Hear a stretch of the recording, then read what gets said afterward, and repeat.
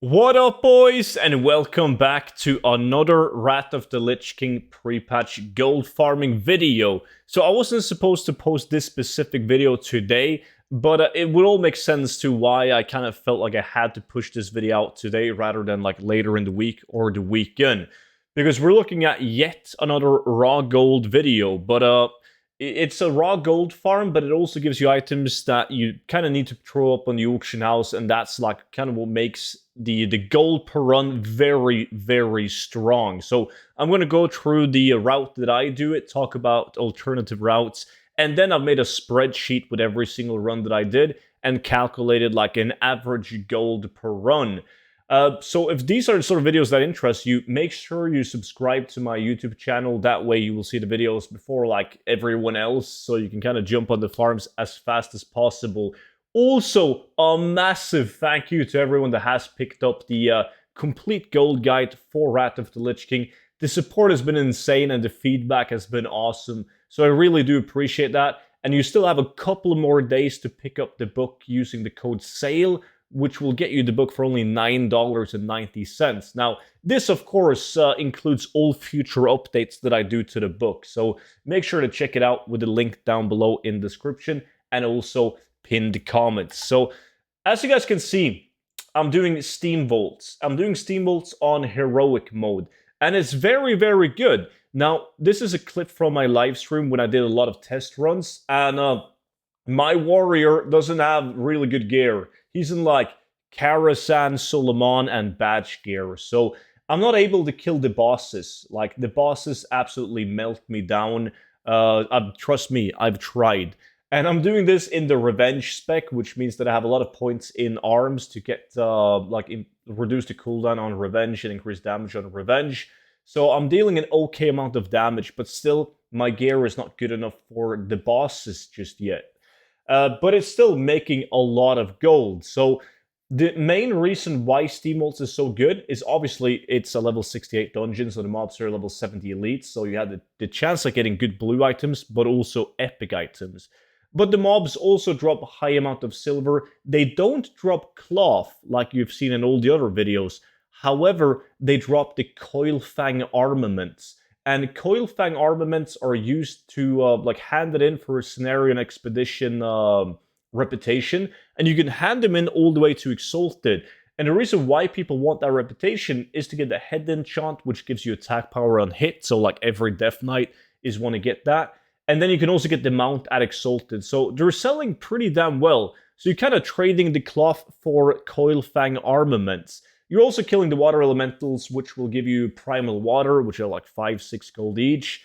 But it's a decent amount of just raw gold, like just raw silver pickup and vendoring the green items and like the potential epics and blues that you get, right?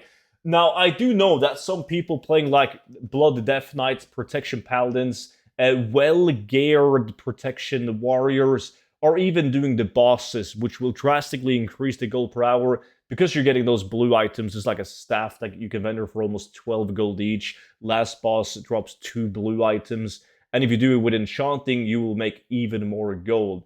But this is pretty smooth. What I'm doing is I'm just killing all of the different trash mobs, and I can do the packs relatively easily. There's some mobs that can fare, some caster mobs, but it is really no issue whatsoever on these packs. Like with the first couple of runs that I did, I overextended and I pulled too many packs, and I figured out the best way for me was just to do like pack by pack and don't mess up on the patrolling elementals, for instance. So we're gonna take a look at the actual spreadsheet that I've made, so you guys can kind of get an idea on how much gold to expect. So I did or calculated the gold from 5 runs.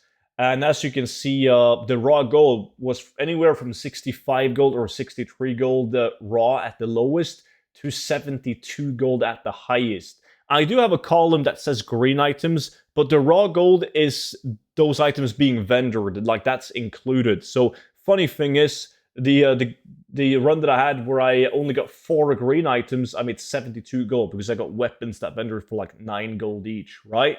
And then you get armaments, lowest 12, highest 16, so kind of like an average of 13, 14. You will get more if you do the bosses, because it unlocks the room with the last boss with like 3 packs of mobs in it.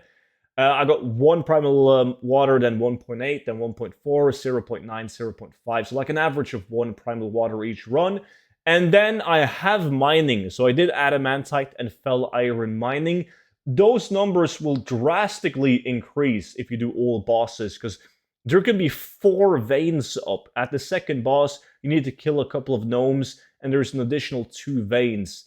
But I never went out of my way, and I did skip the bug lords in the dungeon, and sometimes the veins are hidden behind those. But it's not included in the average gold per run, because nothing profession-based is included in the total average gold per run, because some people don't necessarily have the professions that I do, right? But like decided to put it in there anyways. So just in raw gold, raw silver pickups, and vendoring the green items, it's an average of 67 gold per run. Now, I'm doing this relatively slowly, so I'm only able to do 3 runs an hour, which is 201 gold raw, guaranteed, without counting any epics, any armaments, any primals, any ore. And then you have the armaments as well. With an average of 12 armaments, if you sell them for like 3 gold each, that's an additional 40 gold, right, each run. So that makes each run like 107 gold each run. Doing 3 of those in an hour, and you're talking about like 320 gold an hour. So it really depends on the prices of your armaments and how many runs you can do an hour. I know plenty of people that can do the run exactly the way that I do, skipping the bosses, and do 4 runs an hour. And I know people that do 3 runs an hour with the boss loot as well. So it's a super solid farm. One thing that is worth mentioning on this one is when you reach this area right here, there's going to be a bunch of slave mobs next to their slave masters. Now, you want to kill the slaves before the slave masters, because you guys have definitely done this dungeon before. But if you kill the slave masters, these slaves, the neutral mobs, will just run away. They will stop attacking you, you won't be able to kill them, and then they just run away. So it's important to focus the slaves first, because they are level 70 elites. They do drop green items with a chance of epics and blues, and they even drop cloth and just raw silver. So you want to kill those as well. Very important. Otherwise, you're not going to get the same numbers as the numbers that I'm pulling. But overall, super, super interesting farm. The wild card on this, what could make you a lot of gold, is the prices on the Goldfarm armaments. It really depends on what price you're getting on the armaments, really.